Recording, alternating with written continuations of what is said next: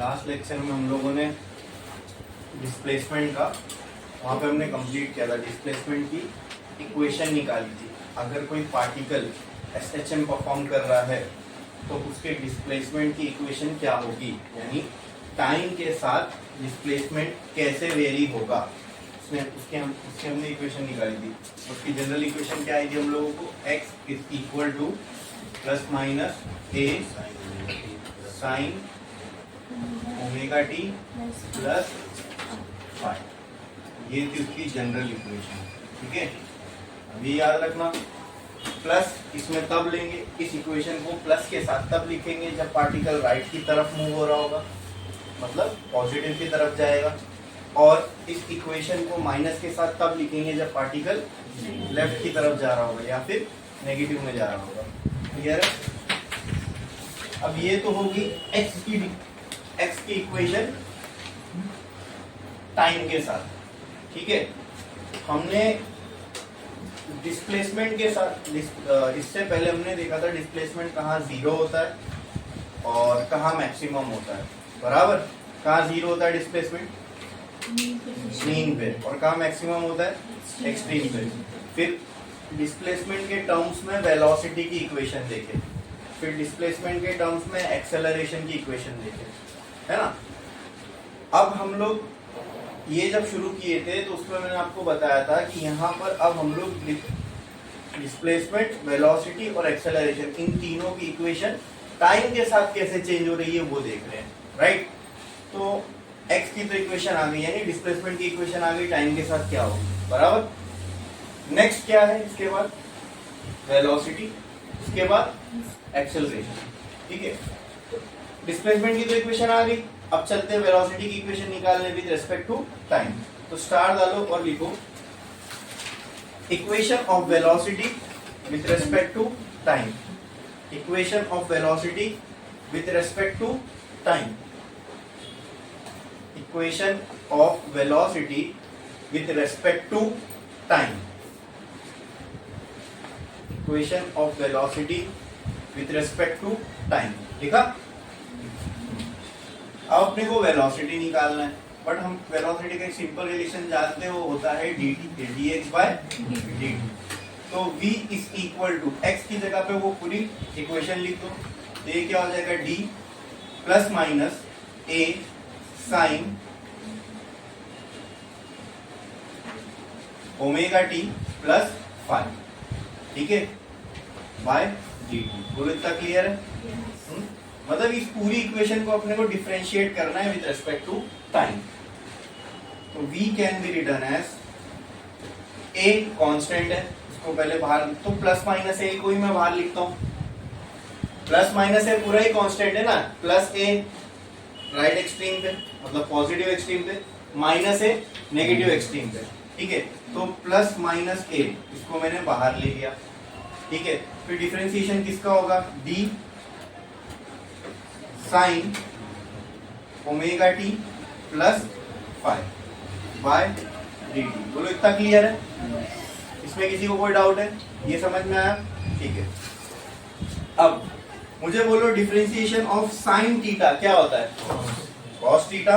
तो कहना है right, plus minus A sine theta, ये पूरे थीटा के टर्म जगह पर है, तो ये हो जाएगा cos omega T plus five.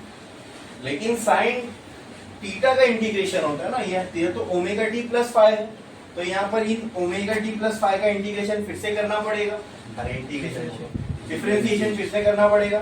ठीक है, तो multiplied by differentiation of omega T plus five by d T. ठीक है, अब इसको जब वापस से डिफरेंशिएट करोगे तो देखो ओमेगा कांस्टेंट प्लस है ना, तो दोनों अलग अलग डिफरेंशिएट होंगे। Omega constant dt by dt 1 plus ये तो कांस्टेंट है, कांस्टेंट का विद रिस्पेक्ट टू t क्या हो जाएगा, 0। तो यहाँ पे क्या बचने वाला है, खाली ओमेगा। मतलब ओमेगा t प्लस 5 का अगर मैं डिफरेंशिएशन करूं तो क्या बचने वाला है, ओमेगा। ओके, तो v can be written as plus minus a cos omega t plus 5 into omega. Omega constant है, उसको पहले लिख लो, कांस्टेंट वाले टर्म हम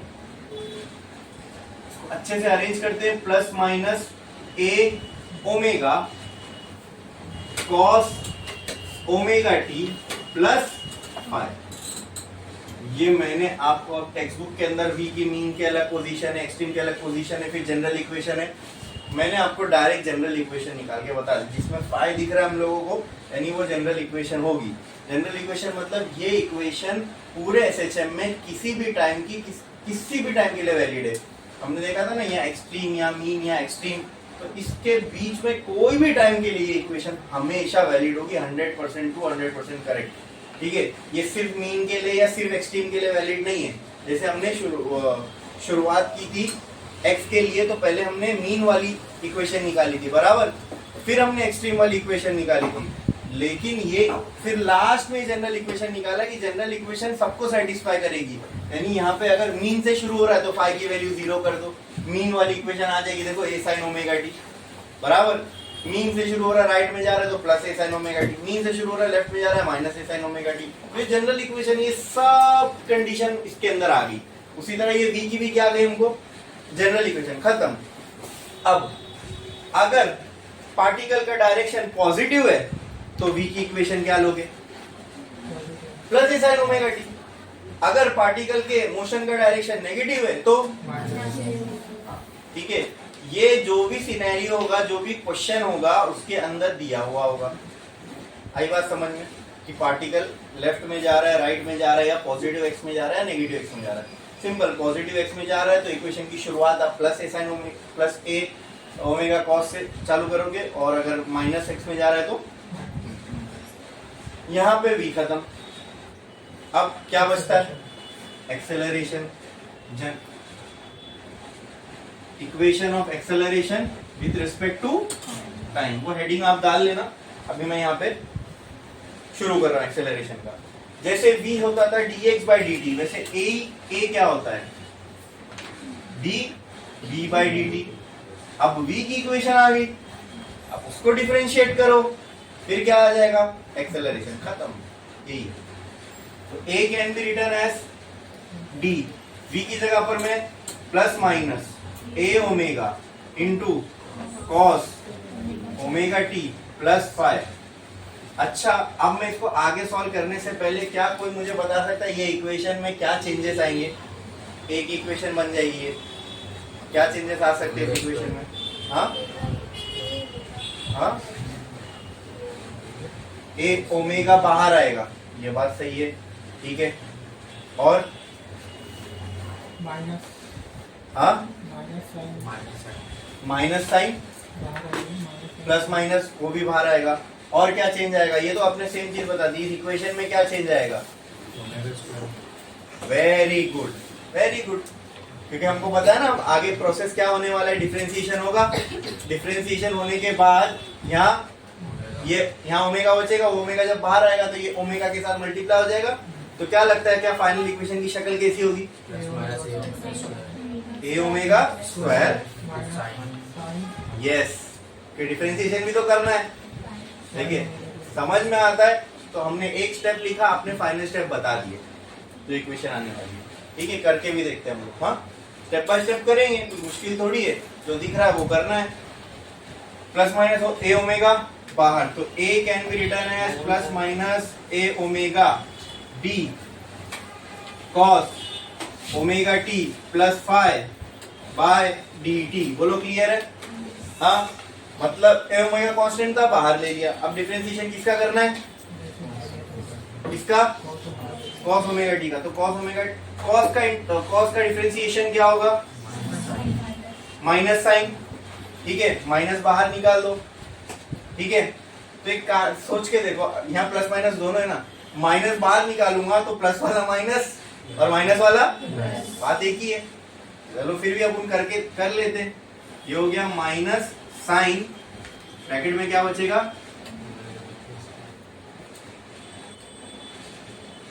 माइनस साइन ओमेगा टी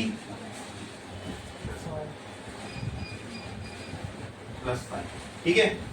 और मल्टीप्लिकेशन में किसका डिफरेंशिएशन फिर से करना पड़ेगा, जो डिस्टर्ब कर रहा है, ये डिस्टर्ब कर रहा था। तो d omega T plus 5 by d t. तो इसका डिफरेंशिएशन ओमेगा ही आएगा ना, ऑलरेडी यहाँ पे कर चुके D omega T plus five का डिफरेंशिएशन क्या आया था ओमेगा।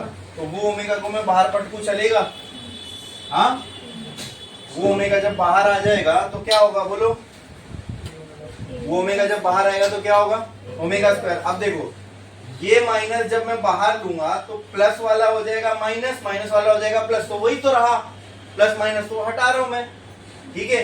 तो a can be written as plus minus a omega square, ठीक है। वो ओमेगा आगे डिफरेंशिएट होके बाहर, अरे बोलो क्लियर है। और यहाँ क्या बचेगा sign omega T plus five. ये किसकी जनरल इक्वेशन आ गई, मतलब ये एक्सेलरेशन की इक्वेशन किसी भी टाइम के लिए वैलिड है पूरे एफएचएम में। ये कोई एक पर्टिकुलर मीन के लिए या एक्सट्रीम के लिए नहीं, उसके लिए भी वैलिड है और कोई भी टाइम में बीच में एनी टाइम ये पूरी इक्वेशन वैलिड है। 100% ट्रू है, जनरल इक्वेशन आ गई एक्सेलरेशन की, ठीक है। इसके बाद मैं आपको इन्हीं इक्वेशन से कोई स्पेशल केस भी बना के दिखाऊंगा। मतलब अगर मीन के लिए हमको ये करना है, राइट में मूव हो रहा है, तो हम इन्हीं इक्वेशन को देखेंगे कि इन इक्वेशन से वो इक्वेशन आ रही है कि नहीं जो हमने सोचा था, ठीक है। तो चलो एक इसके अंदर वो करते हैं, हाँ वो करके देखते हैं। एक सिनेरियो लेते हैं, हमने मीन के लिए एक्स की इक्वेशन निकाल चुके, ठीक है। तो क्या होती है वो इक्वेशन, अगर मीन पे है पार्टिकल तो डिस्प्लेसमेंट की इक्वेशन क्या होगी उसके लिए बोलो। अगर पार्टिकल मीन पे है तो x की इक्वेशन टाइम के साथ क्या होगी, x की इक्वेशन पूछ रहा हूं, x की वैल्यू नहीं,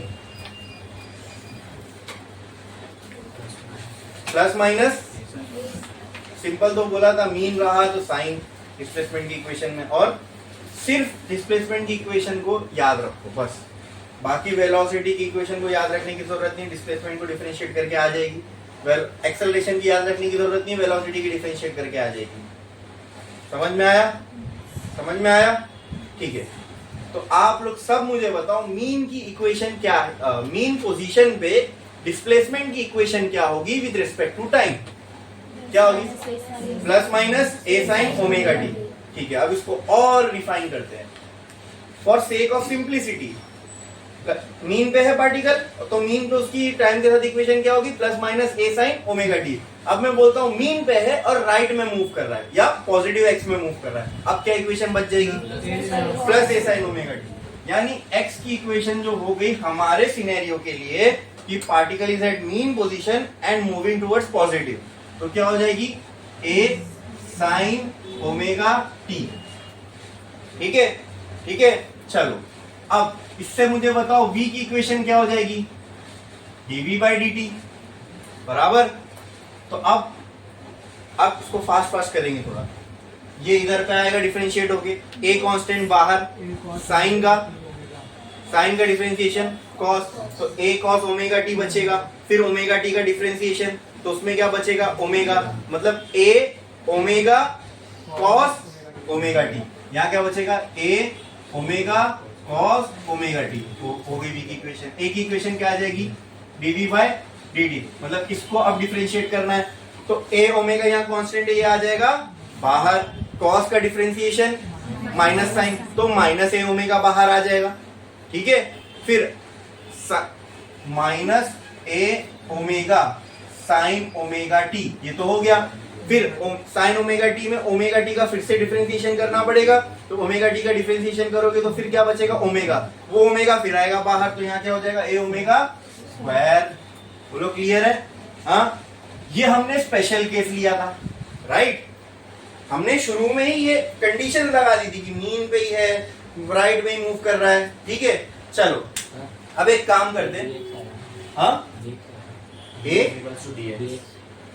अच्छा हाँ dx by dt, गुड।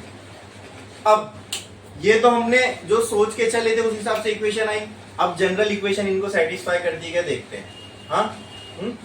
वहां प्लस माइनस पाई वाई सब लगाए, लेकिन ये इक्वेशन ट्रांसफॉर्म होकर ऐसी आना चाहिए, तब मैं बोलूंगा वो करेक्ट है, बराबर। तो कंडीशन क्या लेके चला था मैं शुरू में, मीन पे जब मीन पे है तो ये इनिशियल फेज क्या हो जाएगा 0, फाई का मतलब होता है इनिशियल फेज। इनिशियल फेज मतलब शुरुआती एंगल, बराबर। तो जब मैंने आपको ये देखो ये बताया है, ये एसएचएम के तीन क्या बोलते हैं पोजीशंस है। ये क्या है मीन, ये क्या है पॉजिटिव एक्सट्रीम, और ये क्या है यहाँ पे x की वैल्यू 0, यहाँ की x की वैल्यू प्लस है, और यहाँ पे x की वैल्यू ये नेगेटिव एक्सट्रीम यहाँ माइनस है, ठीक है।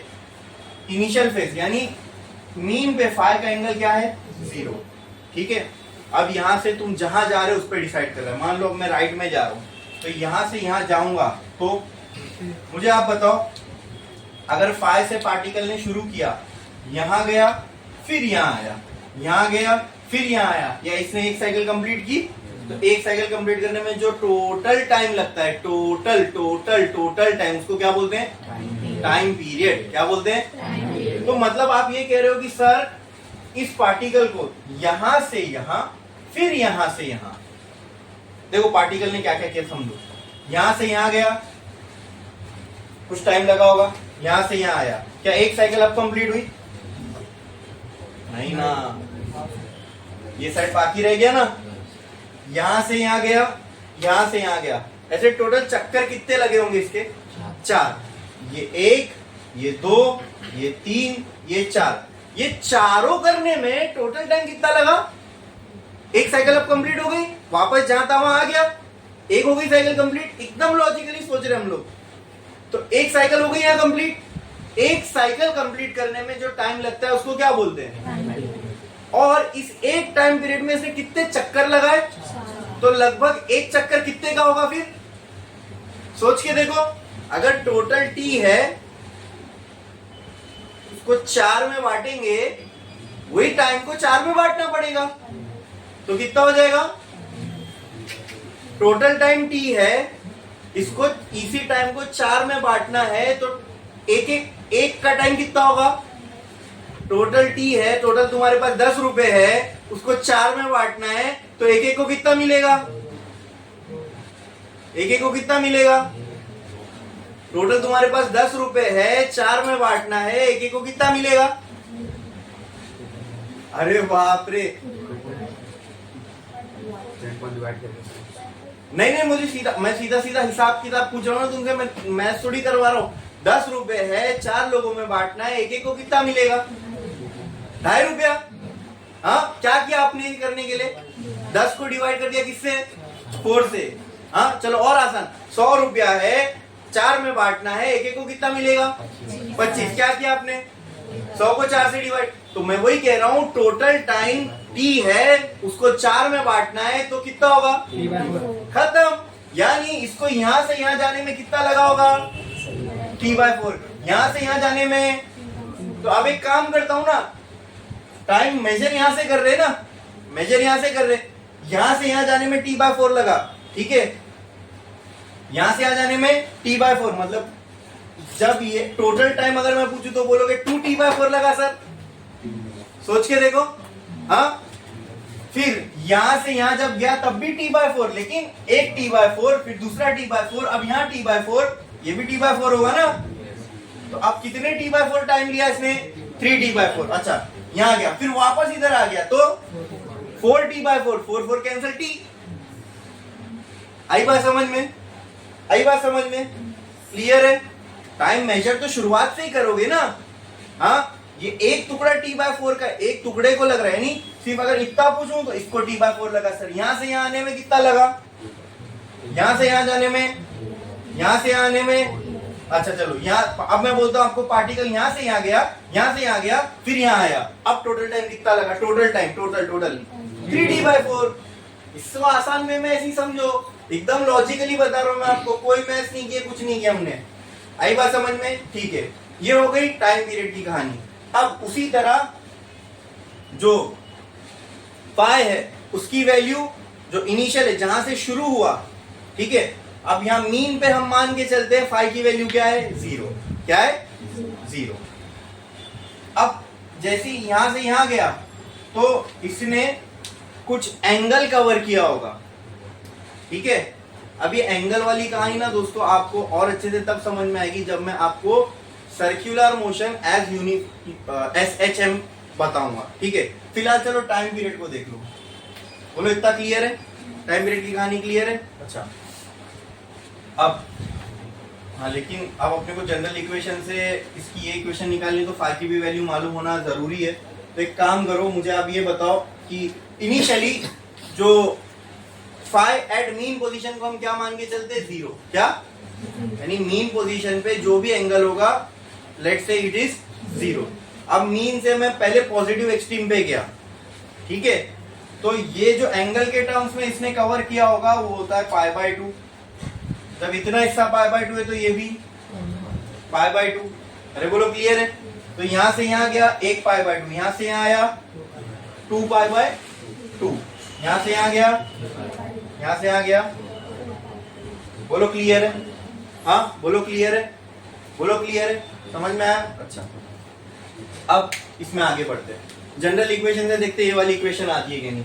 एक्स की जनरल इक्वेशन ये थी, हाँ, मैंने ये वाली इक्वेशन कैसे निकाला? मैंने दिमाग में ये सोचा कि पार्टिकल मीन पोजीशन पर पॉजिटिव एक्स में जा रहा है, तो ये सारी इक्वेशंस आ गई, ठीक है। अब इस पे अप्लाई करके देखते हैं होता है कि नहीं। हाँ, मीन पे है तो फाई की वैल्यू क्या? तो क्या बचा? खाली plus minus A sine omega T. या तो उससे भी पहले क्या करना है, पार्टिकल कहाँ चल रहा है? कहाँ चल रहा है? राइट में, पॉजिटिव एक्स में चल रहा है ना। हाँ, तो प्लस और माइनस में से क्या लोगे? प्लस। तो इक्वेशन क्या बची? प्लस ए sine omega T plus phi. शुरू कहाँ से हुआ? फाई से, तो फाई शुरू कहाँ से हुआ? मीन से, तो फाई की वैल्यू, तो पूरी इक्वेशन में क्या बचेगा? ए साइन, वो देखो वही है एक्स की equation, A sine omega T. General equation से आ रही है ना। जनरल इक्वेशन में जो वैल्यूज है, जो आपने मैंने वर्ड्स में कहा, उसको वैल्यूज पुट करो, ठीक है। नेक्स्ट नेक्स्ट नेक्स्ट वी की चेक करते हैं। हाँ, वी की पार्टिकल कहां से शुरू हुआ? मीन से। कहां से? मीन से, ठीक है। तो फाई की वैल्यू कहां जा रहा है? राइट में। तो कौन सी इक्वेशन लोगे? प्लस वाली माइनस वाली? तो क्या बचेगा? वही आ रही है, ठीक है। फिर ए पे आओ, ए पे, ठीक है, ए पे आओ। अब पार्टिकल कहां से शुरू हुआ? कहां से शुरू हुआ? कहां से शुरू हुआ? मीन से, ठीक है। मीन से शुरू हुआ, फाई की वैल्यू क्या रहेगी? फाई की वैल्यू क्या रहेगी? जीरो। कहां जा रहा है? कहां जा रहा है? जा राइट में रहा है, लेकिन एक्सेलरेशन के डायरेक्शन के बारे में पता है? Acceleration is always towards mean position. Acceleration का डायरेक्शन जो है वो हमेशा, मतलब पार्टिकल तो यहाँ राइट में जा रहा है, लेकिन एक्सेलरेशन का जो डायरेक्शन होगा वो कहाँ होगा? मीन की तरफ। मतलब लेफ्ट में कि राइट में? लेफ्ट में। एक्सेलरेशन का डायरेक्शन का है लेफ्ट में, इसलिए उसके साइन में क्या आएगा? माइनस। बोलो क्लियर है? बोलो क्लियर है? तो माइनस ये जीरो बचा क्या? A omega square sine omega T. बोलो क्लियर है?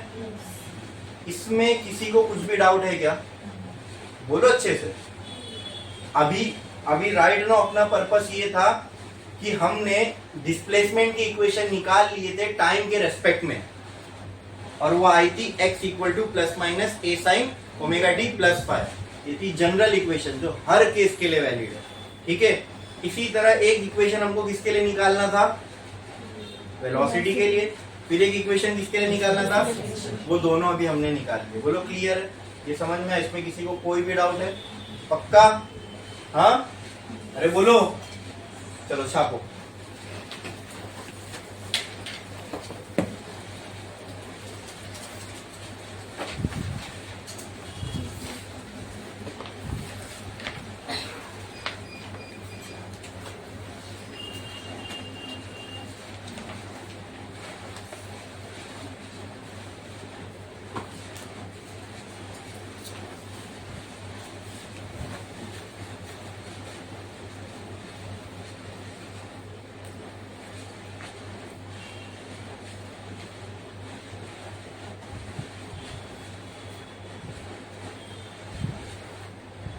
इसके लिए हेडिंग क्या लगाओगे?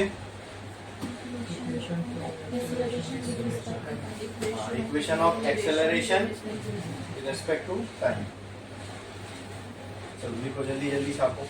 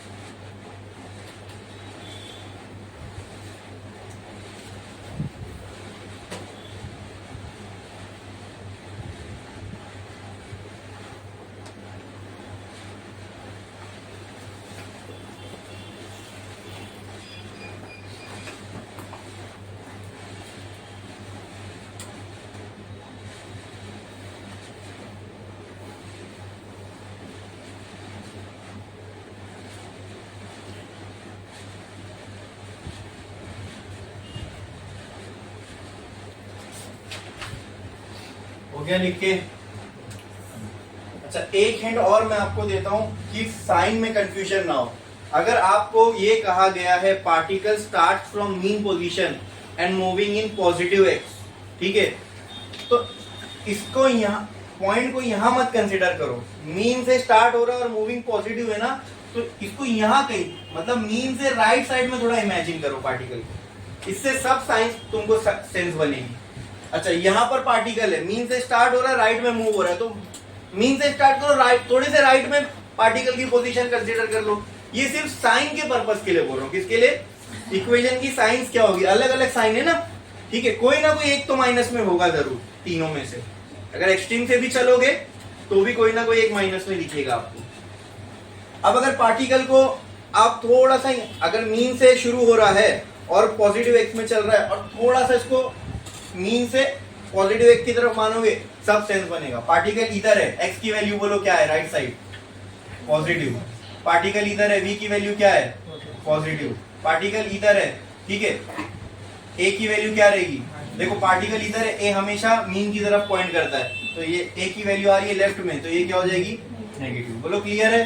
हाँ, हमने देखा था कि मीन पे है तो वेलोसिटी राइट में पॉजिटिव, लेफ्ट में नेगेटिव, ठीक है।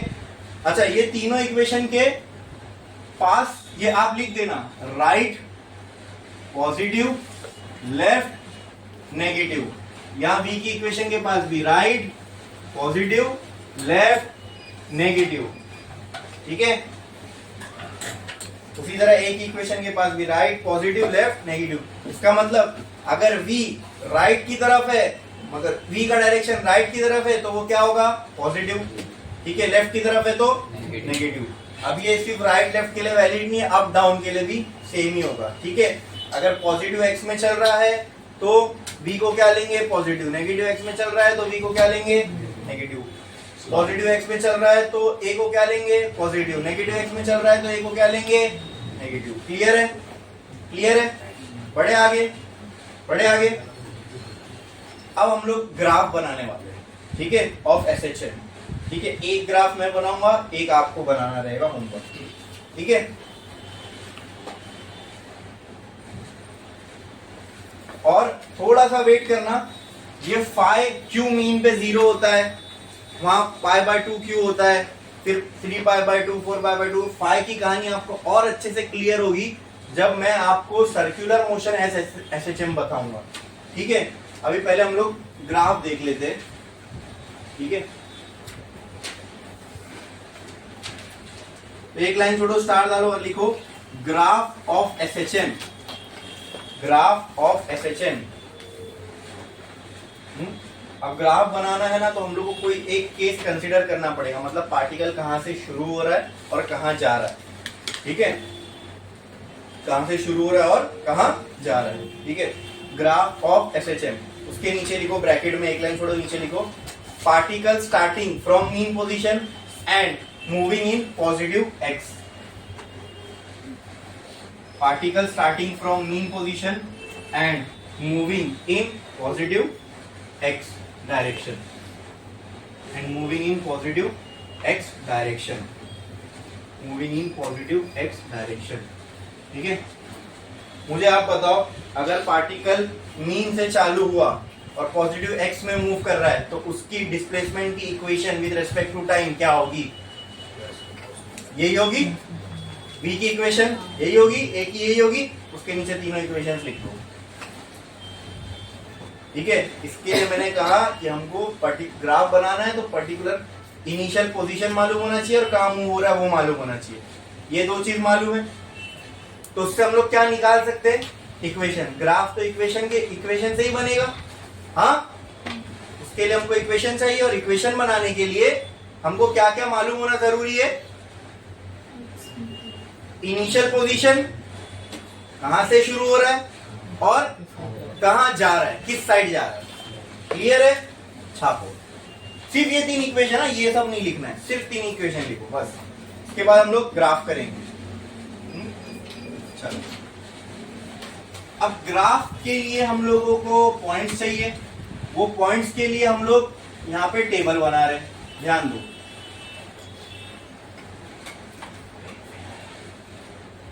T five x V A, ठीक है। अब की 1 2 3 4 5, ठीक है, 5 वैल्यूज लेते हैं, 5 वैल्यूज का ग्राफ बनाते हैं। चलो शुरुआत अगर मीन पोजीशन से हुई है तो देखो शुरुआत जहां से भी होगी वो 0 होगा। शुरुआत मीन से हुई है तो मीन वाली पोजीशन का टाइम क्या मानेंगे 0। तो सबसे पहले t इक्वल टू 0। फिर अगर मीन से शुरू हुआ राइट में गया तो पहले कहां पहुंचेगा राइट एक्सट्रीम पे, ठीक है। तो राइट एक्सट्रीम पे मुझे बताओ कि राइट एक्सट्रीम पे t की वैल्यू क्या होगी t/4, ठीक है। फिर कहां आएगा, यहां पहुंचा, फिर कहां आएगा वापस, अरे बोलो बोलो बोलो, आपकी तो इमेजिनेशन दौड़ना चाहिए। फिर वापस कहां आएगा मीन पे। जब वापस मीन पे आया तो टाइम कितना लिया t/4, इधर t/4, इधर कितना हुआ 2t/4 मतलब t/2, मतलब t/2। फिर कहां जाएगा लेफ्ट एक्सट्रीम पे। तो लेफ्ट एक्सट्रीम पे पहुंचा तो t/4, फिर t/4, फिर t/4, तो कितना हुआ 3t/4। तो ये लिख दिया मैंने 3t/4। फिर वापस मीन पे आया तो कितना टाइम लगा t, कितना टाइम लगा t, कैपिटल T। बोलो क्लियर है। तो टाइम की वैल्यू अलग अलग पोजीशंस पे मैंने लिख दिया, बोलो क्लियर है, ठीक है। अब फाई की शुरू करते हैं, ठीक है। दो चीज ये दिमाग में एकदम क्लैरिटी के साथ बिठा के रखना, ठीक है। फाई की वैल्यू, टी की वैल्यू हम वहां से 0 मानते जहां से शुरू हुआ। अब अगर ये मीन नहीं होता, अगर मैं कहता पार्टिकल एक्सट्रीम से शुरू हो रहा है, ठीक है, तो हम एक्सट्रीम वाली पोजीशन के टाइम को क्या मानते 0। तब मीन पे पहुंचते पहुंचते टाइम कितना हो जाता t/4 होता। यही बात समझ में क्लियर है, हाँ। तब एक साइकिल कैसी होती, देखो अगर एक्सट्रीम से शुरू होता तो यहाँ से यहाँ आने में टाइम t/4, यहाँ से आने में, यहाँ से आने में, यहाँ से आने में, अब यहाँ पहुंचने पे टाइम जो है t लगा, ठीक है। जब यहाँ पहुंचेगा तभी एक साइकिल कंप्लीट होगी ना, जहां से शुरू वहां खत्म। लेकिन फाई को हम हमेशा मीन पे 0 मानते हैं, फाई की वैल्यू हमेशा मीन पे 0 होगी। बोलो क्लियर है, अरे बोलो क्लियर है, हाँ। क्यों ऐसा हो रहा है, मैं बोला ना सर्कुलर मोशन है, ऐसे जब समझेंगे तो वहां से और अच्छे से क्लियर होगा, ठीक है। फाई की वैल्यू हमेशा 0 कहाँ मीन पे ही मानेंगे, कहाँ पे मीन पे। चलो ठीक है। इससे एक और चीज आपको समझाऊंगा, ये इक्वेशन है ना, आपको देखो हम लोगों को x की वैल्यू मीन पे कितनी मिली थी 0, x की वैल्यू एक्सट्रीम पे कितनी होती है, x की वैल्यू नेगेटिव एक्सट्रीम पे माइनस है, v की वैल्यू ये यहाँ नहीं, यहाँ x की वैल्यू मीन पे कितनी होती है, एक्सट्रीम पे, राइट एक्सट्रीम पे, लेफ्ट एक्सट्रीम पे, ये हो गई x की वैल्यू। v की वैल्यू मीन पे plus minus a omega, mean की वैल्यू एक्सट्रीम पे 0, a की वैल्यू मीन पे 0 और एक्सट्रीम्स पे plus minus a omega square. हालांकि ये सारे वैल्यूज ना हमने x वाली इक्वेशन से निकाले थे जिसमें t कुछ भी नहीं था, लेकिन देखना अब हम t वाली इक्वेशन यूज कर रहे हैं, ये सारी वैल्यूज खुद ही आएंगी, मतलब ये इक्वेशन सही है क्योंकि ये हमने ऑलरेडी स्टैब्लिश कर चुके, उसके बाद हमने ये इक्वेशंस निकाले थे। अब इन इक्वेशन से भी अगर ये वैल्यूज आ रही है मतलब ये इक्वेशन ट्रू है। चलो देखते हैं, फाई की वैल्यू मीन पे, फिर कहां जाएगा राइट एक्सट्रीम पे, तो वहां कितनी होगी π/2, फिर कहां आएगा इधर, तो टोटल कितना ट्रेवल किया π/2 प्लस π/2, तो कितना हुआ 2π/2, तो 2 कैंसिल, कितना हुआ पाई बचा। फिर कहां जाएगा लेफ्ट एक्सट्रीम पे π/2, फिर यहाँ गया और π/2 ट्रेवल किया, तो कितने π/2 ट्रेवल हुए 3π/2, तो ये हो गया 3π/2। फिर रिटर्न मीन पे आएगा तो कितने π/2 हुए 4π/2, यहाँ से वहां π/2, फिर इधर π/2, फिर इधर π/2, फिर मीन पे π/2, तो कितने π/2 हुए, तो 4π/2, ठीक है। तो 2 और 4, 2 1 जा 2 2 जा, तो क्या हुआ 2 पाई बचा। अरे बोलो क्लियर है? हाँ, अब एक एक करके वैल्यूज निकालते चलो। x की इक्वेशंस वो है टाइम के साथ, कुछ नहीं वैल्यू पुट करते जाओ बस। हमको तो फाई की वैल्यू चाहिए भी नहीं, खाली t की वैल्यू चाहिए, ठीक है। हाँ, फाई की वैल्यू आपको कहाँ काम आती मालूम? अगर आपके पास सिर्फ जनरल इक्वेशन होती तो हमने एक काम कर चुके, जनरल इक्वेशन से हमने ये इक्वेशन निकाल लिए। अब इसमें सिर्फ क्या दिख रहा है? टाइम, खाली टाइम की वैल्यूज पुट करते जाओ। मुझे बताओ at t equal to 0, at t equal to 0 है ना, x की वैल्यू चाहिए तो t की जगह क्या रखोगे? तो साइन 0 0, a मल्टीप्लाई बाय 0, तो x की वैल्यू क्या आएगी? 0। ओके, नेक्स्ट v के साथ t की जगह क्या पुट करोगे?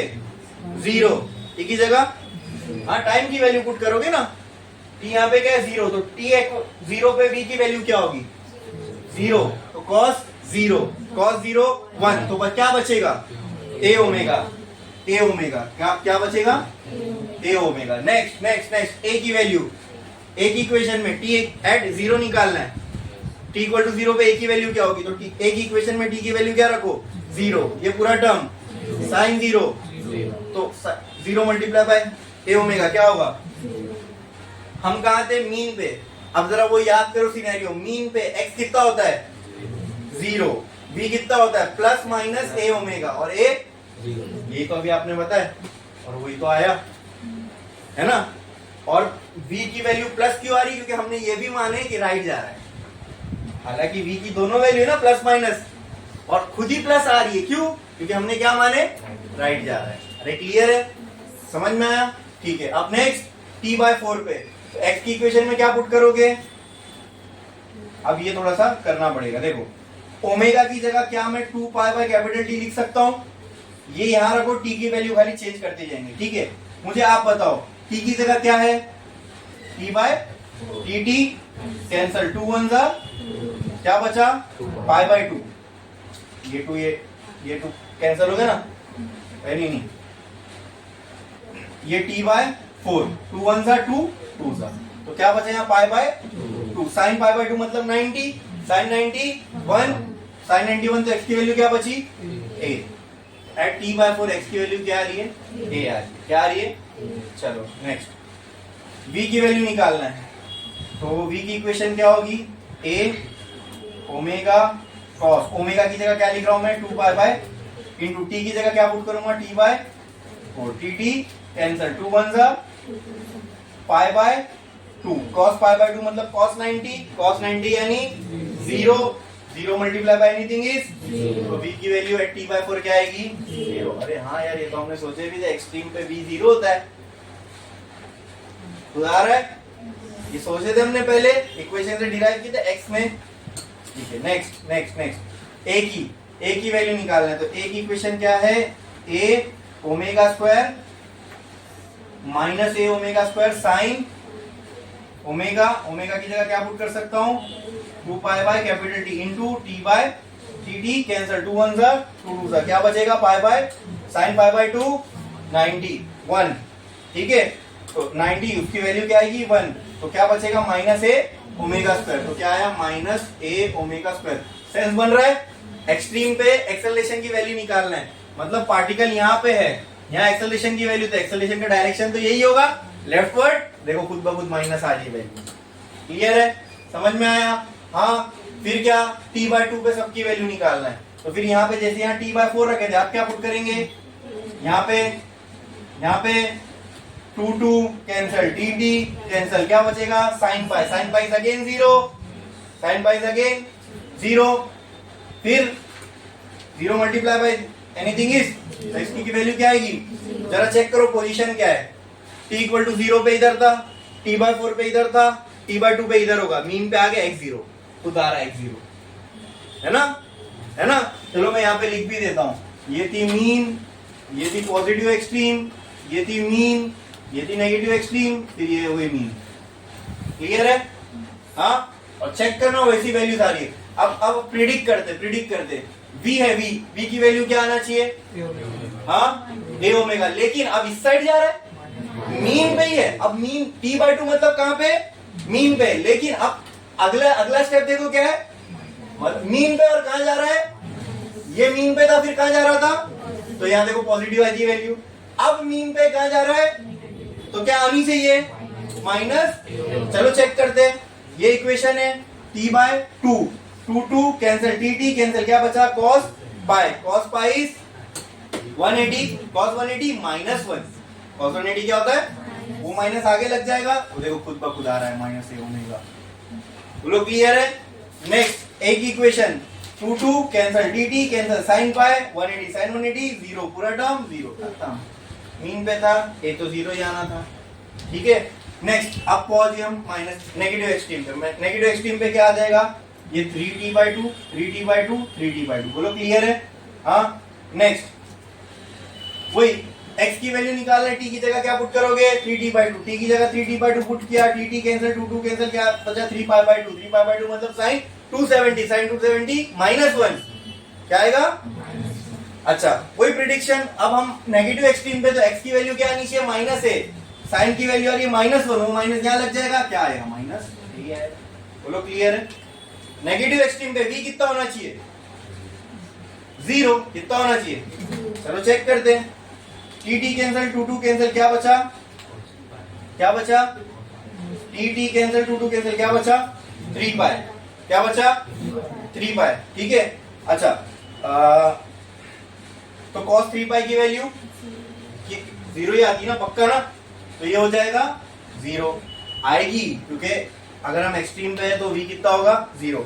नेक्स्ट फिर अगेन यहाँ पे टी कैंसिल, 2 कैंसिल, sin पाई 1, सॉरी साइन कितना बचेगा 3π, तो पाई के जितने भी मल्टीपल है वहां पे साइन क्या होगा, अरे बोलो बोलो, पाई के जितने भी मल्टीपल है वहां पे साइन की जो वैल्यू है वो क्या होगी 0, तो यहाँ पे क्या बच रहा है 3π 0, हाँ क्या आ जाएगा, नहीं यार 0 नहीं आएगा, कुछ तो गड़बड़ हो रही है, ठीक है। 2π/t, हाँ गड़बड़ ये हुई यहाँ पे, ठीक है, 3/4 था, 3/4 था, बोलो क्लियर है। हाँ अब ये टी कैंसिल, 2 1 सा 2 2 सा, तो क्या बचेगा 3π/2, यहाँ पे भी तो 3π/2 ही बचा था ना, तभी तो 270 लिया था, यहाँ क्या बचेगा 3π/2, यहाँ cos 270 बचा, क्या बचा cos 270, एंड cos 270 इज 90 पे 0, तो 270 पे भी 0, तो cos 270 0, यहाँ पे क्या आ गया 0। अब यहाँ बच रहा है sin 270, sin 270 इज -1, तो माइनस माइनस क्या हो जाएगा प्लस, तो ये हो जाएगा a ω²। देखो कहाँ थे हम, नेगेटिव एक्सट्रीम पे ना, नेगेटिव एक्सट्रीम पे होंगे पार्टिकल, नेगेटिव एक्सट्रीम पे तो एक का डायरेक्शन तो इधर ही होगा, राइटवर्ड, राइटवर्ड है तो क्या आ रहा है पॉजिटिव, t मतलब कहाँ पहुंच गए मीन पे, तो मीन पे हमको मालूम है x की वैल्यू क्या होगी 0, फिर हाँ v, अब v कहाँ जा रहा होगा, चलो फिर एक और बना देता हूँ, अब इसका टाइम बता सकते हो कितना होगा, ग्राफ में मैं एक और t की वैल्यू 5t/4, क्योंकि हर टुकड़ा, अब यहाँ मीन पहुंच गया ना, वापस यहाँ जा रहा होगा, वापस यहाँ जाएगा तो और t/4 ऐड करो, t में 4 t/4 तो हो गए 5 t/4, बोलो क्लियर है, क्लियर है, ठीक है। और इसकी वैल्यू क्या होगी 5π/2, 5π/2, और कहाँ पहुंच गया ये पॉजिटिव एक्सट्रीम पे, अब पॉजिटिव मीन पे है, पॉजिटिव एक्सट्रीम पे जा रहा है मतलब राइट में जा रहा होगा, तो फिर ये क्या आ जाएगा प्लस a ω, मीन पे तो 0, फिर कहाँ पहुंच गया पॉजिटिव एक्सट्रीम पे, खत्म, तो पॉजिटिव एक्सट्रीम पे ये वैल्यू सेम होगी, तो ये a, ये 0, ये -a ω², क्लियर। अब आते हैं ग्राफ पे, अब आते हैं ग्राफ पे, ठीक है, चलो मैं यहाँ पे बनाता हूँ, पहले x वर्सेस t का ग्राफ बनाते हैं, ठीक है। चलो मैं इतने टाइम को मानता हूं t/4 है, तो ये कितना हो जाएगा t/2, फिर ये 3t/2, हाँ sorry 3t/4, t/4, 2t/4, 3t/4, और ये हो जाएगा 4t/4, और ये हो जाएगा 5t/4, बोलो इतना क्लियर है, किधर फोर कैंसिल, क्या बचा टी। ठीक है, अब इन्हीं टाइम्स पे v की इक्वेशन भी चाहिए और v का ग्राफ भी चाहिए और a का ग्राफ भी चाहिए।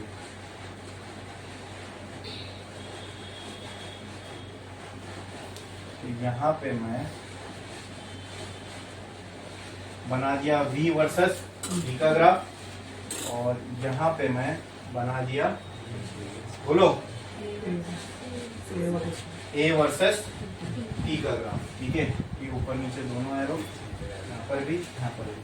अब और एक चीज बाकी रहेगी, x की मैक्सिमम पोजीशन क्या होगी, मैक्सिमम वैल्यू प्लस a, तो यहाँ पे मैं लिख देता हूँ प्लस a, और मिनिमम वैल्यू क्या होगी x की माइनस a। उसी तरह v की maximum value plus a omega और मिनिमम वैल्यू, मिनिमम नहीं सॉरी, ये अपोजिट साइड में मैक्सिमम वैल्यू है। ठीक है, a की value plus a omega square और यहाँ पे माइनस a ओमेगा स्क्वायर। बोलो क्लियर है इतना? हाँ, मतलब इस इतने में वेरी होगा, यहाँ से यहाँ में x वेरी होगा, यहाँ से यहाँ में v वेरी होगा और यहाँ से यहाँ में क्या वेरी होगा, a वेरी होगा। बोलो क्लियर है? कुछ नहीं, खाली देखते जाओ और पॉइंट मार्क करते जाओ। x की इक्वेशन बनानी है, ये है, यहाँ टाइम 0 है, यहाँ भी टाइम 0 है, यहाँ पे टाइम। ठीक है, और दूसरी एक और चीज दोस्तों यहाँ पर मैं कर देता हूँ। ठीक है, ये t/4, यहाँ पे फाई की वैल्यू 0 होगी, बराबर। यहाँ पे फाई की वैल्यू कितनी होगी, π/2, और जहाँ t/2 है वहां फाई की वैल्यू क्या होगी, t/4 पे फाई की वैल्यू कितनी थी, π/2, यहाँ पे π/2 प्लस π/2, 2π/2, तो ये हो गया पाई, यहाँ पे 3π/2, यहाँ पे 4π/2 मतलब 2π, और यहाँ पे 5π/2। तो देखो फेज के टर्म्स में भी मैंने लिख दिया, टाइम पीरियड के टर्म्स में भी लिख दिया। क्लियर है? हाँ, अब कुछ नहीं, वैल्यू पुट करते जाओ। टाइम इक्वल टू 0 पे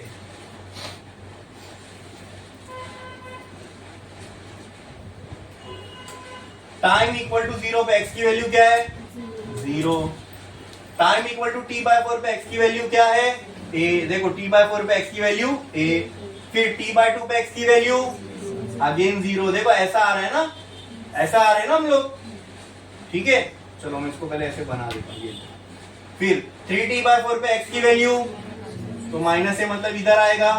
फिर t पे x की वैल्यू 0, फिर 5t/4 पे x की वैल्यू a।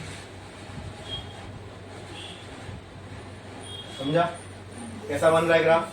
हाँ, ये ऐसा ग्राफ बन रहा है, इसका मतलब ये मत समझना SHM कोई वेव है, ये SHM के मोशन का ग्राफ है। ये SHM के मोशन का मतलब, इससे आप एक चीज समझो, एक पार्टिकल है, क्या बोला मैंने, एक पार्टिकल है, क्या है मेरे पास, वो एक पार्टिकल SHM कर रहा है। क्या कर रहा है? SHM का मतलब मीन पोजीशन के about to and fro straight line में मोशन कर रहा है। SHM का मतलब ये समझाया था ना, SHM का मतलब मीन पोजीशन के about to and fro straight line में मोशन कर रहा है। ये एक पार्टिकल कर रहा है, कितने पार्टिकल, वो एक पार्टिकल अगर ऐसा मोशन कर रहा है तो उसका ग्राफ ऐसा बनेगा, उसका ग्राफ। बोलो क्लियर है? यहां हमने ये सोचे थे कि साइन है, कॉस है, कुछ ग्राफ बनाते टाइम नहीं, हमने तो खाली वैल्यूज पुट करी, जो जो वैल्यूज आई वो यहाँ लिखी, वो वैल्यूज को प्लॉट किया, ये ग्राफ बन गया। ठीक है, लेकिन देखो x की इक्वेशन चेक करो, ये किसका फंक्शन है, साइन का। किसका फंक्शन है, साइन का। मतलब x की इक्वेशन में साइन आ रहा है, इसका मतलब displacement is a sinusoidal function. क्या है ये, साइन का इक्वेशन, साइन का टर्म आ रहा है, साइनोसॉइडल। तो इसका ग्राफ जो है वो साइन की वेव पर, मतलब साइन का ही ग्राफ बनना चाहिए, और साइन का ग्राफ ऐसे ही होता है। ठीक है, अगर मुझे ये सब कुछ भी नहीं मालूम होता ना तो भी मैं बना सकता था x का ग्राफ, क्योंकि जो साइन का ग्राफ होगा वो x का ग्राफ होगा। बोलो क्लियर है? और वहां दिख रहा है कॉस, तो ऐसा ये उसको मैं बोल सकता हूँ v इज कॉसोसॉइडल फंक्शन। हाँ, क्योंकि x की इक्वेशन में साइन आ रहा है तो वो हो गया साइनोसॉइडल फंक्शन, v की इक्वेशन में कॉस आ रहा है तो वो हो गया ऐसा कुछ नहीं होता, समझे? कॉसोसॉइडल फंक्शन, कॉसोसॉइडल फंक्शन कुछ नहीं होता, वो साइन फंक्शन ही है, ठीक है? हाँ, बस यहाँ से शुरू होगा, यही एक ग्राफ होता है और कोई नहीं होता ग्राफ, ठीक है? साइन वाला ही ग्राफ होता है और बस उसके आधे अलग अलग पोजीशन से बाकी ग्राफ शुरू होते हैं। कॉस का ग्राफ बस यहाँ से अब शुरू होगा, अगर आप नेगेटिव एक्सट्रीम से शुरू करते ना तो यहाँ से शुरू होता, यही ग्राफ है। मतलब आप समझ लो, अगर बुक में अगर वो ग्राफ बना, कोई अलग ग्राफ दिख रहा होगा, लेकिन अगर आप उसको इमेजिन करो तो चेक करोगे आप कि अरे यार ये ग्राफ को अगर मैं यहाँ से शुरू करता तो वही बनता जो बुक में बन रहा है। आगे की कहानी तो सेम ही होने वाली है। हाँ, तो कॉइसोसॉइडल जैसा कुछ नहीं होता, टेनोसॉइडल, कॉटोसॉइडल ऐसा कुछ नहीं, जो है वो क्या है, साइनोसॉइडल है, ठीक है? समझ में आया? चलो आते हैं अब और उसका नेक्स्ट वाला ग्राफ बनाते हैं, ठीक है? अगर थोड़ा बहुत आइडिया होगा तो इतना मालूम होगा, कॉस का ग्राफ या तो यहां से शुरू होता है या तो यहां से शुरू होगा, जीरो से नहीं होगा, क्योंकि कॉस 0 ही 1 होता है, बराबर? चलो हमने तो सोचा है, देखते हैं ऐसा होता है कि नहीं। t इक्वल टू 0 पे v कितना है, a ओमेगा, मतलब पहला पॉइंट इधर आएगा, देखो a ओमेगा पे। फिर t/4 पे v कितना है, 0, तो t/4 पे v की वैल्यू 0। फिर t/2 पे v की वैल्यू माइनस है, तो माइनस a ओमेगा। देखो ग्राफ ऐसा चल रहा है, दिख रहा है? हाँ, चलो नेक्स्ट 3t/4 पे 0, नेक्स्ट t पे मतलब इधर आ जाएगा, है ना? और 5t/4 पे 0, मतलब ग्राफ ऐसे शुरू होके ऐसे जा रहा था, नहीं ऐसे ऐसे ऐसे। मतलब क्लियर है या नहीं दोस्तों? ये कोई नया ग्राफ नहीं है, ये ग्राफ को बस यहां से शुरू करो, यही ग्राफ बन रहा है। इस तरीके से बच्चे नहीं इमेजिन कर पाते, इसलिए टीचर को बताना जरूरी है, ठीक है? तो डरने का नहीं, कॉस का ग्राफ बोले तो साइन का ही ग्राफ है, थोड़ी कहीं और पोजीशन से स्टार्ट हो रहा होगा। हाँ, समझ में आया? ये सेम ग्राफ ही ना, बस अभी यहाँ से शुरू हो रहा है। क्लियर? क्लियर? समझ में आया? बढ़े आगे। अब बचता ए का ग्राफ, तो टी, अब छोड़ दो, ए की इक्वेशन देखो, साइन, हाँ तो ऐसी ग्राफ बनेगा, खत्म, कुछ करने की जरूरत ही नहीं है करनी। अब उसमें भले ही वैल्यू अलग आ रही, मैंने क्या बोला,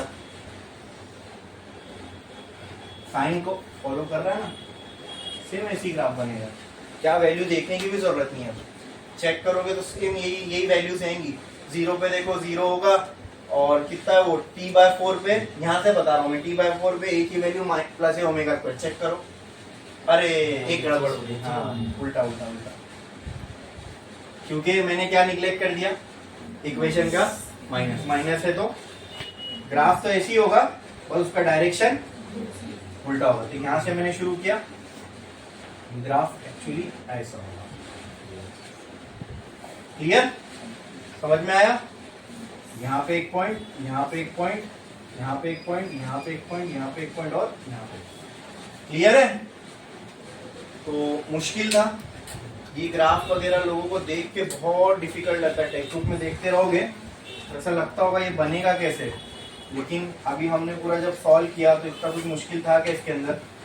बोलो, समझ में आया सबको? पूरा जो हमने डायग्राम बनाया, फिर इक्वेशंस लिखी, फिर ग्राफ बनाए, समझा सबको?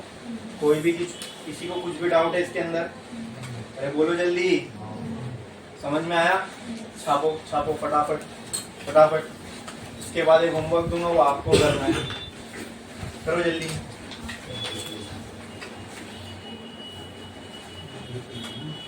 कुछ भी यहाँ पे ध्यान दो, इसमें ऐसा कुछ भी है जो आपको नहीं समझ में आया हो, कुछ भी है ऐसा? बोलो, सबको सब समझ में आया? पक्का? छापो।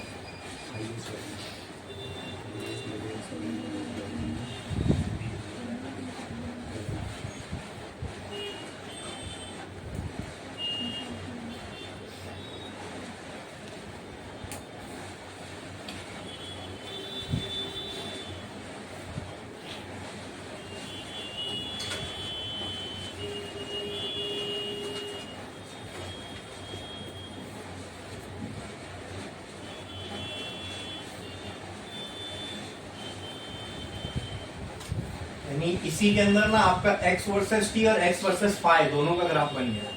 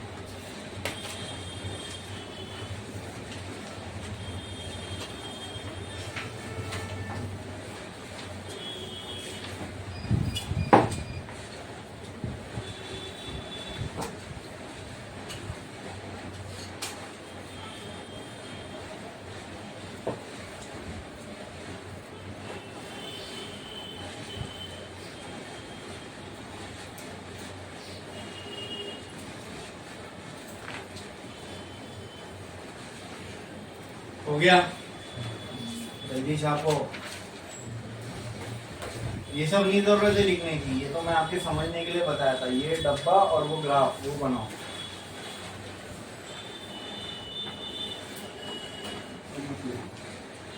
बस आपसे पूछ रहा था कि मालूम है या नहीं आपको, और वही वैल्यूज आ रही है हमको बस।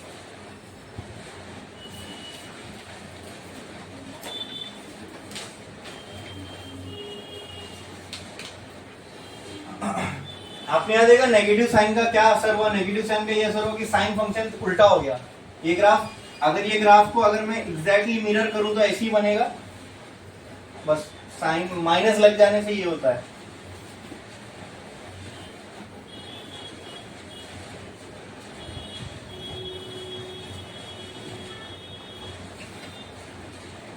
तो जल्दी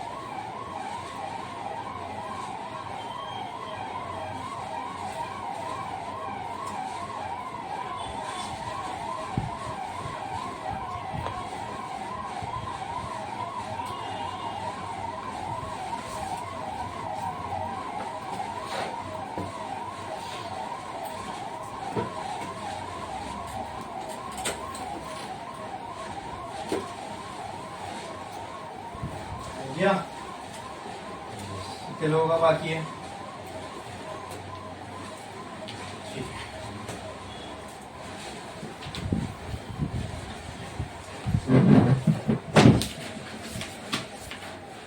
अब एक लाइन छोड़ो, स्टार डालो। इसमें आपको कितना पेज लगा? एक पेज पूरा लगा? हाँ, एक नए पेज पे एकदम फ्रेश पेज पे जगह होगा छूट गई है, इस पर छोड़ दो। नए पेज पे फ्रेश एकदम हेडिंग लगाओ, हेडिंग लगाओ। ग्राफ ऑफ एसएचएम तो चल ही रहा है।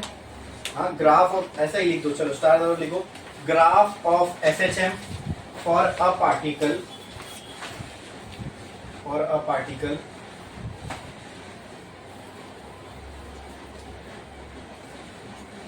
starting from starting from positive extreme position, starting from positive extreme position. अब मैं इसमें ये नहीं बोलूंगा मूव कहाँ कर रहा है, क्योंकि आप पॉजिटिव एक्सट्रीम पोजीशन बोल दिया तो खुद समझ जाओ मूव कहाँ कर रहा होगा। हाँ, मीन की तरफ, लेफ्ट साइड, बस इतना काफी है। अब टाइम तो जीरो एक्सट्रीम से ही चालू होगा, है ना। एक्सट्रीम से शुरू किए तो वहां का टाइम अब क्या मानोगे, जीरो। क्या मानोगे, मतलब जब मीन पे पहुंचेगा तो टी बाय। अब देखो, अब ये ऊपर वाली चीजें मैं चेंज कर रहा हूँ, ये ऊपर वाला भी लिख लिए थे ना, वो लिख लो, वो समझने में आसानी होगी। बुक में नहीं है, टेक्स्ट बुक में, लेकिन वो लिख लो, वो समझने में आपको आसानी होगी कि मीन से स्टार्ट हो रहा है तो t इक्वल टू 0 मीन पे होगा। ठीक है, देखो जब मीन से हमने स्टार्ट किया था तो t की वैल्यू 0 कहां पे थी, मीन पे। अब ये चेंज होने वाला है। जब हमने एक्सट्रीम से स्टार्ट किया तो t इक्वल टू 0 वैल्यू कहां पे होगी, बोलो, पॉजिटिव एक्सट्रीम पे। फिर t बाय 4 कहां होगी, हाँ, मीन पे। फिर ये t बाय 2 कहां होगी, आ रहा है ना समझ में। फिर 3t बाय 4 कहां होगी, मीन पे। फिर t कहां होगा, और देखो बराबर ये होना भी चाहिए था, वापस जहां था वहां पहुंच गया, वहीं पे टाइम क्या होता है, t। फिर एक और खाली आगे बढ़ा दो, प्लस t करोगे तो फिर कहां पहुंचेगा ये, मीन पे। चेंज हुआ ना ऊपर सिनेरियो। हाँ, तो t की इक्वेशन में तो कुछ दिक्कत नहीं आएगी, लेकिन अगर पार्टिकल स्टार्ट एक्सट्रीम से हो रहा है, ठीक है, मतलब इनिशियली उसके पास कुछ एंगल पहले से है, ये बोल सकता हूं। अगर पार्टिकल स्टार्ट एक्सट्रीम से हो रहा है तो इनिशियली उसके पास फेस कितना है, पहले से फेस कितना है उसके पास, यस। तो t इक्वल टू 0 पे फेस कितना होगा, पाई बाय। अब ये 0 होगा नहीं, अब ये कितना होगा, बस इतना तुमको मालूम होना था। इसके बाद वाली कहानी तुम खुद लिख सकते हो। Pi by 2 plus pi by 2 क्या हो जाएगा, 2 पाई बाय 2 मतलब पाई, फिर 3 पाई बाय 2, फिर 4 पाई बाय 2 मतलब, फिर 5 पाई बाय 2 मतलब 5 पाई बाय 2, और 6 पाई बाय 2 मतलब 3 पाई। ये होगी कहानी, ये ध्यान रखना। जब अगर मैं बोलता, सुन लो मेरी बात ध्यान से, particle starts from negative extreme, तो अब पार्टिकल स्टार्ट अगर नेगेटिव एक्सट्रीम से होता तब माइनस पाई बाय 2, नहीं तो प्लस माइनस की कोई जरूरत ही नहीं, पाई बाय 2 ही रहेगा। यही बात समझ में क्लियर है। मतलब मीन यहां से शुरू हो रहा है तो मीन से लेके यहां तक का एंगल कितना होगा, पाई बाय 2, बस। तो टुकड़ा पाई बाय 2 होता है ना, यही बात समझ में। अब ये सब वैल्यूज भी आपको अलग आएगी, ये ठीक है, ये अलग आएगी ना, हाँ, अब ये सेम नहीं आएगी। तो बस इसका ये डब्बा बना लो, ग्राफ आपको घर पे बनाना है, ठीक है। अब वैल्यूज निकालना कोई बड़ी बात नहीं है, वो भी सिखा दिया हो ना, कैसे निकालते टी की वैल्यूज पुट करके। तो ग्राफ आपको घर पे बनाना है, डब्बा बना लेना।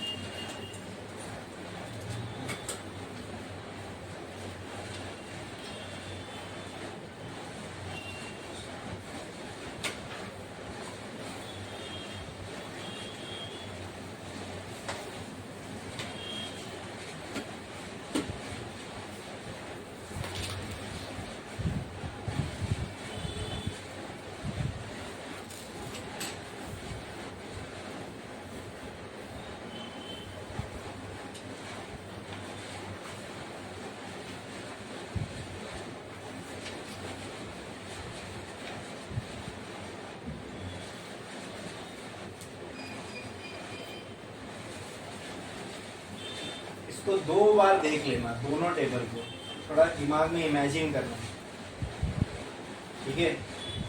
एक बात, हमने एकदम यहाँ कंडीशन लिखे कहाँ से स्टार्ट हो रहा है, ठीक है। अब एक्सट्रीम से स्टार्ट हो रहा है तो जाने के लिए एक ही डायरेक्शन है, लेकिन मीन से स्टार्ट हो रहा है तो उसको जाने के लिए राइट भी और वहां ये भी स्पेसिफाई करना पड़ेगा कहाँ जा रहा है। एक्सट्रीम से तो पता है, राइट पॉजिटिव एक्सट्रीम से शुरू हो रहा है तो लेफ्ट ही जाएगा, नेगेटिव एक्सट्रीम से शुरू हो रहा है तो राइट ही जाएगा। वो क्लियर है।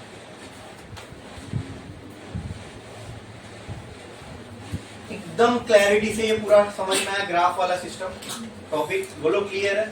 हाँ, इससे घबराते बच्चे, डरते, पहले तो इक्वेशन निकालेंगे तो एकदम इजी इक्वेशन निकालना। आपको सिर्फ जनरल इक्वेशन मालूम होना चाहिए, जनरल इक्वेशन को यूज करो, जो भी सिनेरियो के लिए आपको इक्वेशन चाहिए वो आ जाएगी। जनरल इक्वेशन में आपको सिर्फ एक चीज की वैल्यू, एक चीज मालूम, दो चीज मालूम होना चाहिए वैसे, एक तो पार्टिकल कहाँ पे है और कहाँ जा रहा है, ठीक है, ठीक है। दूसरा फेज मालूम होना चाहिए, इतना मालूम है जनरल इक्वेशन से आप कोई भी स्टेट की इक्वेशन निकाल सकते हो। अरे बोलो ना, क्लियर है। हाँ, एक लाइन छोड़ो, नेक्स्ट हेडिंग, वो पेज पूरा छोड़ दो उसके ग्राफ ऑफ के लिए, नेक्स्ट एक लाइन छोड़ो, हेडिंग लगाओ यूनिफॉर्म सर्कुलर मोशन, ब्रैकेट में लिखना UCM, UCM as SHM, as SHM, UCM as SHM, as SHM bracket, ठीक है। अब मैं आपको यहाँ पे अपने को दो तीन चीजें पहले समझनी पड़ेगी, फिर ये बहुत अच्छे से टॉपिक समझ में आएगा, ठीक है। अच्छा, ओ आर और, या फिर इसी के आगे ब्रैकेट लगाओ, स्क्वायर ब्रैकेट लगाओ और लिखो phasor diagram of SHM, PHASOR, phasor diagram of SHM, phasor diagram of SHM. ये यूनिफॉर्म सर्कुलर मोशन से, जो यूनिफॉर्म सर्कुलर मोशन हमको बेसिकली फेजर डायग्राम देता है, किसके लिए, एसएचएम।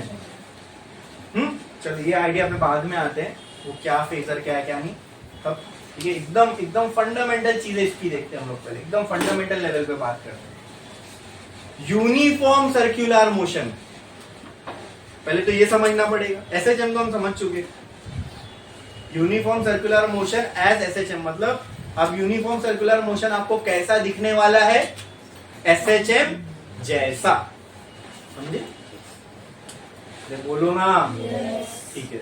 तो पहले यूनिफॉर्म सर्कुलर मोशन समझना पड़ेगा, उससे पहले सर्कुलर मोशन समझना पड़ेगा। अब सर्कुलर मोशन समझने बोलूं तो वो अपने आप में पूरा चैप्टर है, ठीक है। हम लोग यहाँ एकदम बेसिक ब्रीफ में मैं बता रहा हूँ आपको।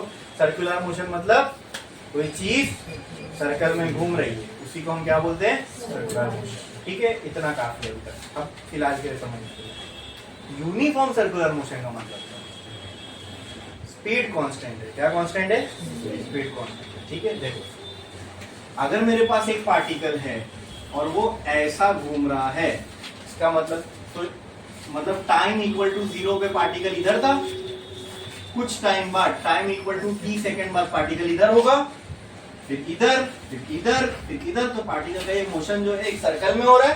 दैट्स व्हाई मैं बोल सकता हूँ ये पार्टिकल क्या परफॉर्म कर रहा है, सर्कुलर मोशन, क्या परफॉर्म कर रहा है, बोलो क्लियर है। क्या इसमें किसी को कोई डाउट है? हाँ, क्या कर रहे हो, यहाँ ध्यान दो, पार्टिकल क्या परफॉर्म कर रहा है, सर्कुलर मोशन। अब यूनिफॉर्म सर्कुलर मोशन का मतलब क्या, ठीक है, इस पार्टिकल की जो स्पीड है, देखो ये पार्टिकल सर्कुलर मोशन परफॉर्म कर रहा है, तो हो सकता है जब ये पार्टिकल शुरू किया होगा तब इसकी v 0 हुई होगी, शुरू हुआ ना, v 0 हुई होगी, कुछ टाइम बाद लेट से इसकी v की वैल्यू हो गई 2 मीटर पर सेकेंड। अब अगर कोई, मान लो आप खुद हो और आप एक सर्कुलर ग्राउंड में जॉग कर रहे हो, ठीक है, तो जरूरी है क्या, आप ये जो जब शुरू में आपकी स्पीड 0 रही होगी, इनिशियली ताकत ज्यादा थी, तो आप ले 10 मीटर पर सेकेंड से भाग रहे हो, फिर थोड़े टाइम बाद 5 मीटर पर सेकेंड, फिर हो सकता है 3 मीटर पर सेकेंड, फिर हो सकता है और थोड़ा जोश आकर नहीं I have to do it, तो फिर आप 10 मीटर पर सेकेंड से भागने लगे। तो वही मैं पार्टिकल के साथ बोल रहा हूँ, अगर ये सर्कल में चक्कर लगा रहा है तो हो सकता है इसकी 2 मीटर पर सेकेंड हो रही होगी, या 5 मीटर पर सेकेंड, या 10 मीटर पर सेकेंड, या फिर से हो सकता है 3 मीटर पर सेकेंड। क्या इसकी स्पीड कांस्टेंट है? नहीं, अलग अलग है, ठीक है। इसको यूसीएम नहीं बोलते, समझे। मैं आपको ये बताना, सर्कुलर मोशन तो समझ गए। यूनिफॉर्म सर्कुलर मोशन वो होता है जिसमें at any point the speed of particle is constant. Velocity नहीं बोल रहा हूं मैं क्या बोल रहा हूँ, स्पीड। क्या बोल रहा हूँ, स्पीड, ठीक है। मतलब अगर मैं पार्टिकल को यहां देखूं, अगर इसकी स्पीड यहाँ पे 2 मीटर पर सेकेंड थी, तो यहाँ पर भी यहां पर भी, यहां पर, यहां पर, यहां पर। बस जब कोई पार्टिकल कांस्टेंट स्पीड से सर्कुलर मोशन परफॉर्म करता है तो ऐसे सर्कुलर मोशन को हम यूनिफॉर्म, यूनिफॉर्म का मतलब होता है ना सेम सेम, सब यूनिफॉर्म पहनते मतलब सबने सेम ड्रेस पहना, ये होता है ना यूनिफॉर्म, मतलब किसी चीज का सेम होना, कांस्टेंट होना, सिमिलर होना। आई बात समझ में? हाँ, तो यहाँ पे क्या कांस्टेंट है? स्पीड। क्या कांस्टेंट है? What is uniform circular motion? एक पार्टिकल है जो सर्कुलर मोशन परफॉर्म कर रहा है और वो सर्कुलर मोशन कांस्टेंट स्पीड से परफॉर्म कर रहा है। एट एनी पॉइंट पार्टिकल की स्पीड आपको एक ही मिलेगी। बोलो क्लियर है? Now this is uniform circular motion. ये हमने समझा यूनिफॉर्म सर्कुलर मोशन क्या है। ठीक है, हाथ हटाओ बेंच पे से, ऐसा हाथ नीचे रखो।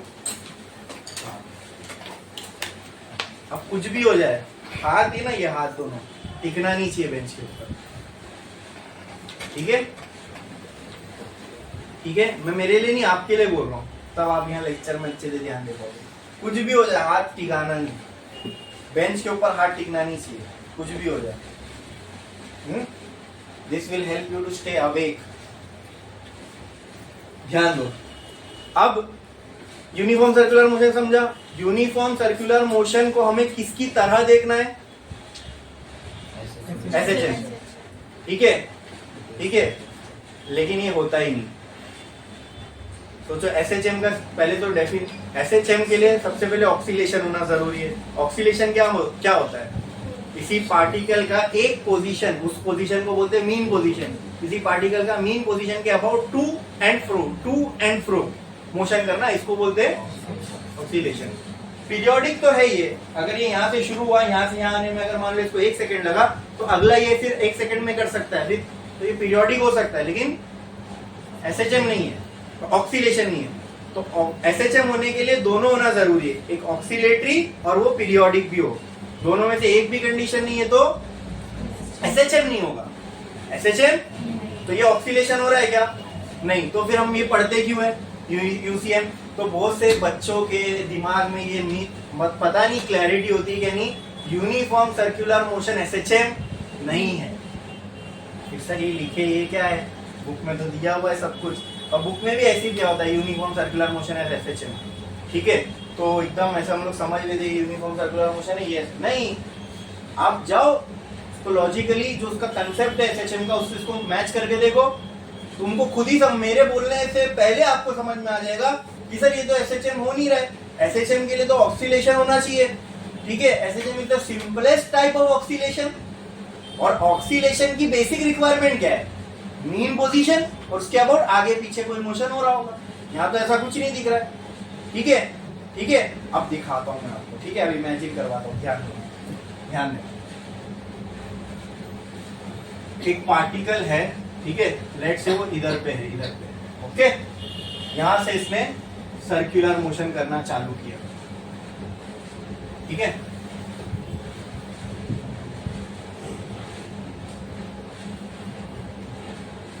ठीक है, पार्टिकल है, सर्कुलर मोशन चालू किया इसने, ये इनिशियली यहाँ इधर टॉप मोस्ट पोजीशन पे। बोलो इतना क्लियर है? हाँ, कहीं भी मैं मान सकता हूँ इसको, लेट से राइट की तरफ जा रहा है। ठीक है, अच्छा, ये सर्कल का सेंटर होगा, तो सेंटर से अगर मैं एक लाइन खींच दूं यहाँ पे ऐसी, तो ये लाइन कुछ ऐसी होगी। बोलो क्लियर है? बोलो क्लियर है? तो लेट से एट t इक्वल टू 0 इधर पे, हाँ, आफ्टर सम टाइम t, ये क्या यहाँ हो सकता है? t equal to t seconds बाद, क्या यहाँ हो सकता है? हाँ, हो सकता है। बोलो क्लियर है?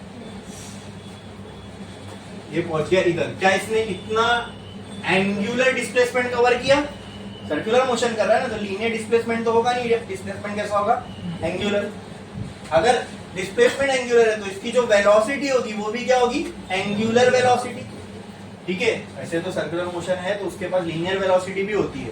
ठीक है, डायरेक्शन अलग अलग होता है। लीनियर वेलोसिटी का डायरेक्शन ऐसा होगा, एंगुलर वेलोसिटी का अलोंग दी सर्कल। ठीक है, ये हो गई इसके एंगुलर वेलोसिटी, ओमेगा से ये मूव कर रहा है। बोलो क्लियर है? और यहां से यहां तक में इसने कितना टाइम लिया, t। अरे यहाँ t इक्वल टू 0 था, यहाँ t इक्वल टू t था, तो मैं आपसे पूछूं यहाँ से यहाँ तक में टाइम कितना लगा, तो आप बोलोगे सर t सेकेंड लगा। बराबर बराबर। मुझे बताओ फिर इसकी डिस्प्लेसमेंट अगर निकाल, अच्छा चलो, वेलोसिटी का फॉर्मूला क्या होता है, डिस्प्लेसमेंट अपॉन टाइम। उसी तरह अगर मैं आपको बोलूं मुझे बताओ ओमेगा का फॉर्मूला क्या होगा, तो आप क्या बोलोगे, ये लीनियर की जगह एंगुलर आ गया, तो यहाँ लीनियर की जगह तो ये क्या हो जाएगा, थीटा बाय टी। तो यहां से मैं बोल सकता हूं थीटा बराबर ओमेगा टी। हाँ, ये याद रखना, ये याद रखना, बोल सकता हूं थीटा बराबर, इतनी क्लैरिटी है, ये समझ में आया। लेकिन सर इसमें अभी भी ये समझ में थोड़ी आई एसएचएम कैसा है। हाँ, अब धीरे धीरे अपन फंडामेंटली चीजों को देख रहे, धीरे धीरे उस पर भी आएंगे। हाँ, मैं क्या करता हूं, यहां पे मैंने एक लाइन खींची, यहां पे मैंने एक लाइन खींची, ये मुश्किल था समझना, ये मुश्किल था समझना। अब थोड़ा सा इमेजिन करना। हाँ, अब क्या करो आप, है ना, इस ये जो अब आप सामने से देख रहे हो ना इस पार्टिकल को, तो ये आपको क्या दिख रहा है, सर्कुलर मोशन करता हूं, कुछ भी मत करो। अब आप इसके ऊपर चले जाओ, ये जो पार्टिकल ऐसा है इसको ऊपर से देखो, यहां से सुनो, मेरी बात सुनो। जब ये पार्टिकल यहां रहा होगा तो आपको ये इस लाइन पे यहां दिख रहा होगा, समझे मेरी बात। चलो ठीक है, शुरू से शुरू करते हैं। पार्टिकल जब इधर था, मान लो मैंने आपको ऊपर से, फिर ये सीधा जमीन दिख रही होगी, आपको लग रहा होगा सर पार्टिकल जमीन पे यहां रखा हुआ है। आप ऊपर से देख रहे हो ना, आपको लग रहा है पार्टिकल जमीन पे यहां रखा हुआ है। पार्टिकल यहां मूव किया तो आपको लगेगा सर पार्टिकल जमीन पे इधर आया। पार्टिकल जब इधर आया होगा तो आपको लगेगा सर पार्टिकल जमीन पे इधर आया, है ना। ऊपर से देख रहे हो आप, समझ रहा है कि नहीं। हाँ, ये सामने से देखने में तो ऐसा दिख रहा है ना, ऊपर से देखोगे तो आपको दिखेगा ये इधर जा रहा है। फिर जब पार्टिकल यहां होगा तो अगर मान लो ये पार्टिकल इधर है तो आपको लगेगा सर ये जमीन पे इधर है, मतलब अब ये पीछे।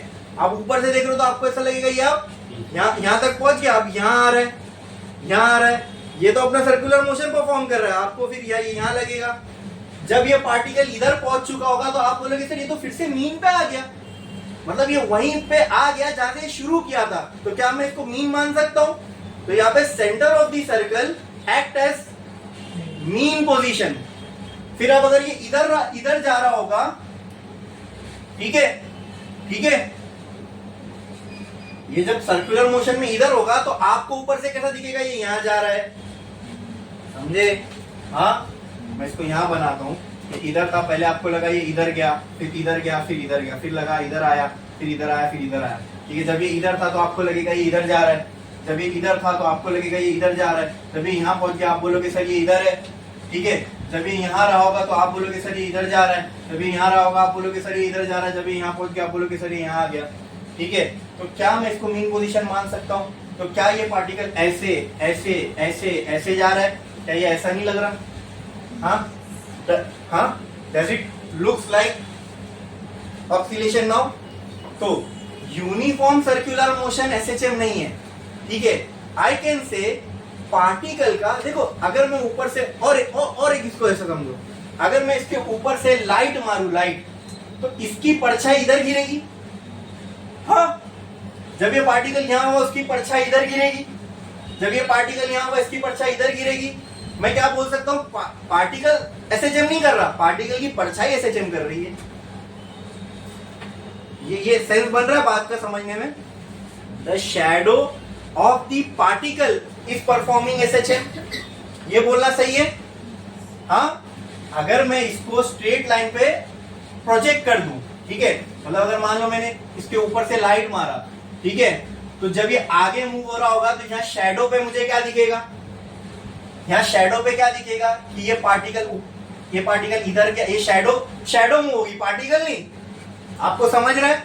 अगर मैं ऊपर से ये जो मोशन हो रहा है इसके ऊपर से अगर खाली लाइट मार दूं, ठीक है, तो मुझे जमीन पे क्या दिखेगा, जो इसकी शैडो बन रही है वो शैडो इधर, फिर इधर, फिर इधर, फिर इधर। पहले आपको मैंने आंखों से इमेजिन करवाया, आपको पर्सपेक्टिव दिखता है कि नहीं। फिर अब ये इमेजिन करो आप खुद हट गए, ऊपर आपने एक लाइट रख दी, तो आपको क्या, वो लाइट की वजह से क्या होगा, ये पार्टिकल की एक शेडो फॉर्म होगी जमीन पे। हाँ, अब ये पार्टिकल इधर आएगा तो शेडो इधर, पार्टिकल इधर शेडो इधर, पार्टिकल इधर शेडो इधर, समझे? पार्टिकल फिर जब नीचे होगा तो शेडो इधर इधर इधर इधर। बोलो क्लियर है? आई बात समझ में?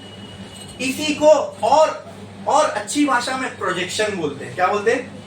मतलब पार्टिकल की जो शेडो आ रही है उसको मैंने क्या नाम दे दिया? प्रोजेक्शन। क्या नाम दे दिया?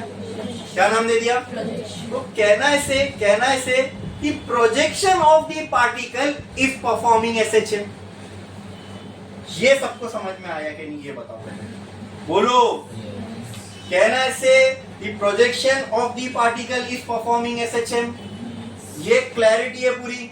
हाँ, सर्कुलर मोशन एसएचएम होता है क्या?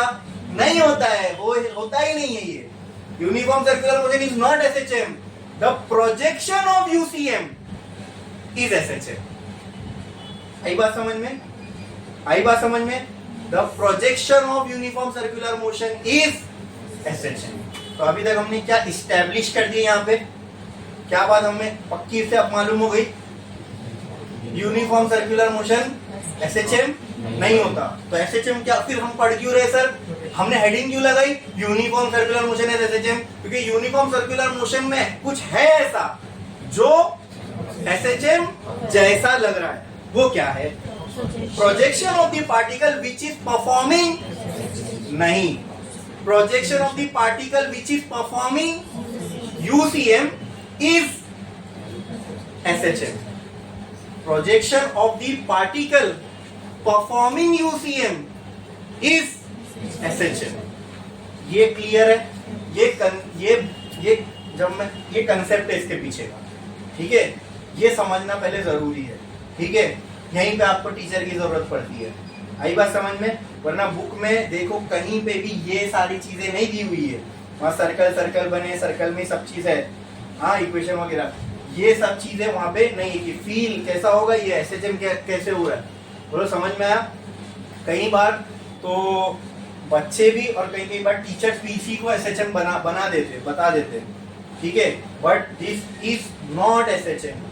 हम जो इक्वेशन निकालेंगे उसमें इसका यूज होगा। इसके लिए मैंने एक और चीज हेडिंग में लगाया, फेजर। हाँ, तो ये जो यूसीएम जो बनाते ना, ठीक है, एज एसएचएम, इसको आप एसएचएम का फेजर डायग्राम बोल सकते हो। ये सर्कुलर मोशन का मैंने वो नहीं बनाया, ये एसएचएम का फेजर डायग्राम क्या है ये? और मैंने आपको एसी सर्किट पढ़ाते हुए बताया था फेजर डायग्राम, उसमें भी बनाते थे ना फेजर डायग्राम। फेजर डायग्राम हमारी एक हेल्प करता है, वो हेल्प क्या है? याद है? फेजर डायग्राम एक हमारी बहुत बड़ी हेल्प करता है। वो क्या है, याद है? जो इक्वेशन आपने बहुत ही लेंथी प्रोसीजर से सॉल्व करके निकाली है ना, फेजर डायग्राम आपको उसको 2 स्टेप में दे देगा। फेजर डायग्राम आपको वही इक्वेशन को आपको 2 स्टेप में, हम देखेंगे भी कैसे, ठीक है? लेकिन अब फिलहाल के लिए ये समझना था कि यूसीएम क्या है और यूसीएम एसएचएम क्यों है। आई बात समझ में? क्लियर है? हाँ, इसका एक और नाम है फेजर। ये इसको आप एसएचएम का फेजर डायग्राम भी बोल सकते हो। और फेजर डायग्राम का एक तो फिर ये भी तो होगा सर, पर्पस क्या है? पर्पस यही है पर्पस। ये फेजर डायग्राम से तो आप इक्वेशन एसएचएम की बहुत इजीली निकाल सकते हो। हमको अपने काम को आसान करना है ना। पहले जो आपने पढ़ा, ठीक है, वो ये समझ लो कोई चीज को निकालने की आप प्रोसेस से गुजर रहे हो। पहले हमने उस तरीके से निकाला, पूरी इक्वेशन वगैरह लिख के।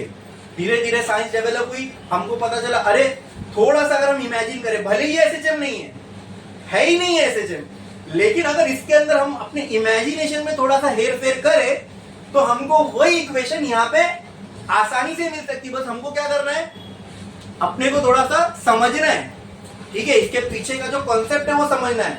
अगर वो कॉन्सेप्ट हम इजीली समझ गए तो क्या होगा, एसएचएम की जो जनरल इक्वेशन मालूम है कितना इंटीग्रेशन लिमिट वगैरह पुट करके आई थी, इसमें देखना मैं आपको निकाल के बताऊंगा, 2 स्टेप में आ जाएगी। 2 स्टेप भी नहीं, देख के आ जाएगी, ठीक है?